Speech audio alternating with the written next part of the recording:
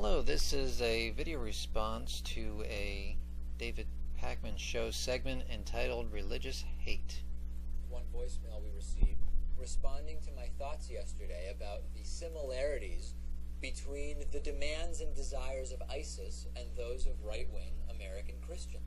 And if you haven't already seen it, you can see my video response to one of those videos and how off it was. Take a listen. Whenever you become a religious extremist, whether you're Muslim or Christian, doesn't really matter, the one thing you have in common is hate. And you're using your religion to mask your hate. And so David's agreeing with this, and this is what's known as an argument from ignorance. You do not know what someone's personal motivations are unless you actually have contact with them or informed, and yet this guy is just sort of broad brushing entire communities of people without even knowing anything about them.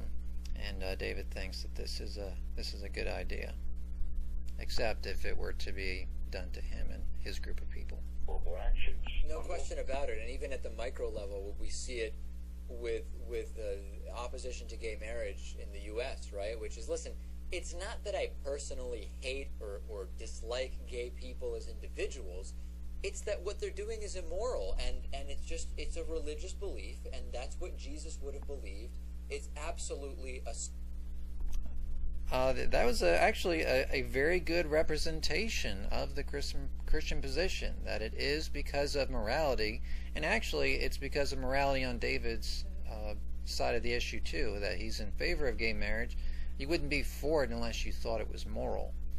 And so everyone is really on the same side of the coin. So here he says that because of, we say it's a moral position that's not justified, well, then he's going to have to condemn himself, because he also holds his values as far as romantic sexual relationships based on his morality. So if he disapproves of, say, people sleeping with strangers, maybe he just thinks that that's unhealthy, that there's health risks there that are not worth it, and so he doesn't think that that's a morally good thing to do. Is he hating those people?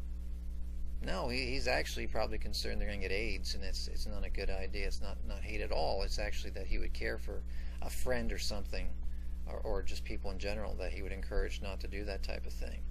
And so he thinks that this is just an argument from ignorance.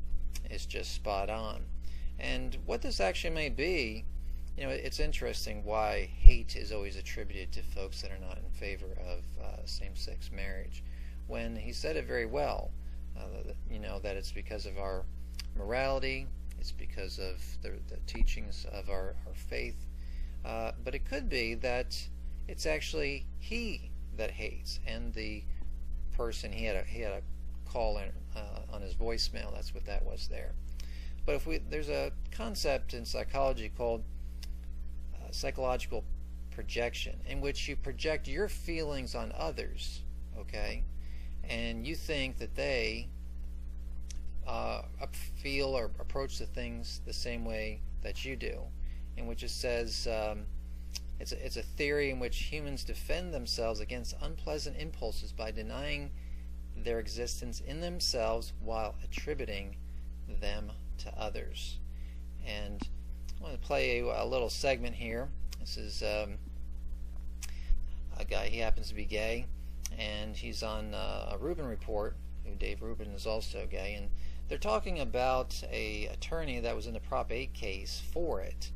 Of course they lost there, but and now the guy has switched. Now he's in favor of same-sex marriage. Why? Because he had a stepdaughter who's come out as a lesbian, and they're kind of struggling with, what should we do? I mean, it's great he's on our side now, but why wasn't he all along? Why did it take his stepdaughter coming out as a lesbian? Which actually is a good point. It's actually, when you see people do this, you know that there's something wrong with their core moral compass, because the golden rule that you treat others like yourself, or your family, that is.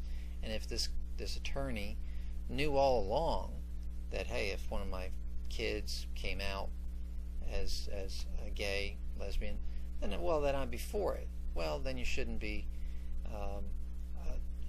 fighting a case in court unless, well, he's a lawyer. Maybe he never did believe it. He just wanted the money. And so he's asking Lewis here, what do we make? And he's saying, yeah, we should be gracious towards these people, but look what else slips out. But we can hate him. We can accept that he evolved on the issue. Yes, he made a little mistake there. He didn't even get the whole word out there. If you want to hear that again, you can't believe what he just said. No, wait a little bit far there. But we can hate him less.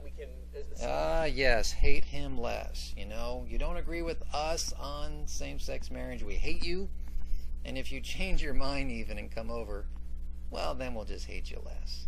And so are there Christians who are not for same-sex marriage that are hateful? Yes, there definitely are.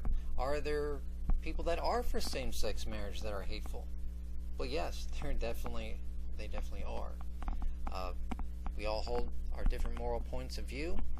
I mean, a lot of Christians, these same Christians that don't support same-sex marriage, they don't support other marriage relationships either, such as polygamy or polyamory. It's not that they hate those people, they just don't think it's moral. In fact, from the standpoint that these Christians, if think about it from their perspective, if they feel that these things are a sin, these marriage relationships, and if people that are involved with them are not going to heaven, then actually the most hateful thing they can do is actually to support them so that they go to hell. It can't be both ways. You can't say, well, you hate me if you want me to go to hell, and you hate me if you want me to go to heaven.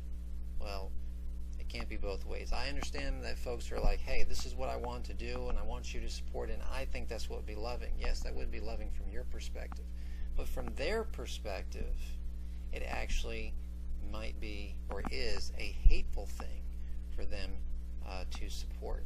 And it's even possible, just as minorities can be racist towards white people, we see that there can be people that support same-sex marriage that they can be hateful as well. And actually, with the constant talk that they have about it, you kind of get the impression that maybe there is a lot of them that actually are hateful. And maybe that's why they're always calling it out, because they have the hate inside themselves, and that's what they're always thinking about. Just a thought.